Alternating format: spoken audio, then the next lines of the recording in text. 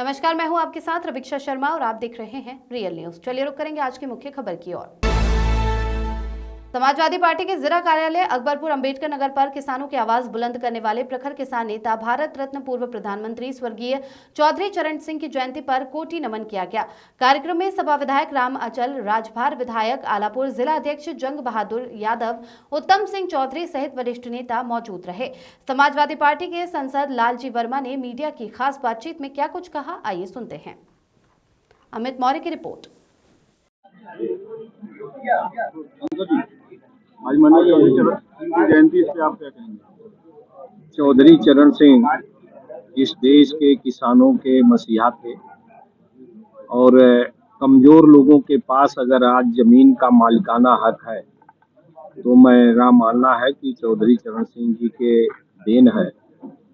और ऐसे महापुरुष की जयंती पर मैं सभी देशवासियों को, प्रदेशवासियों का हृदय से बधाई देना चाहता हूं और ये अपेक्षा है हमारी कि उनके बताए हुए रास्ते पर चलने के लिए जो भारतीय जनता पार्टी उनके विचारों को कुचलने का काम कर रही है, किसानों के साथ अन्याय कर रही है, उनके उत्पादन का जो न्यूनतम समर्थन मूल्य है उसकी गारंटी नहीं दे पा रही, उस भारतीय जनता पार्टी को उखाड़ना ही, सत्ता से बेदखल करना ही हम लोगों का संकल्प है।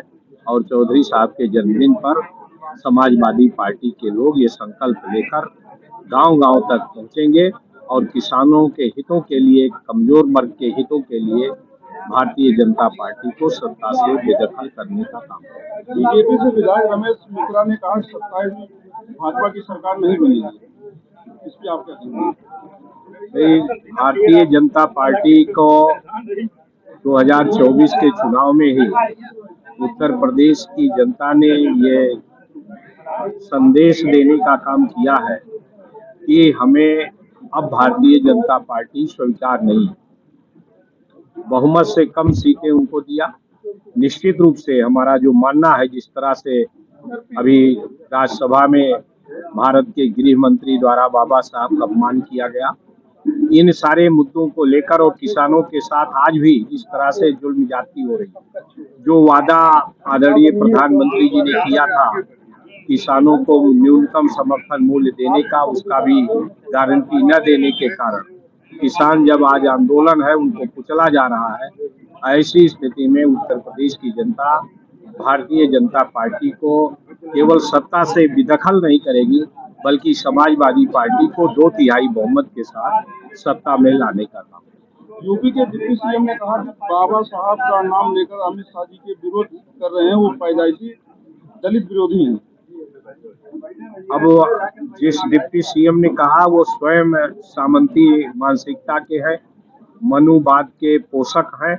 ऐसे लोग हम लोगों के ऊपर इस तरह की बात करके निश्चित रूप से वो अपनी मानसिकता को प्रदर्शित कर रहे हैं और हमें सब को उनके बातों में नहीं आना है। हमें प्रदेश और देश की जनता को साथ लेकर चलने का काम।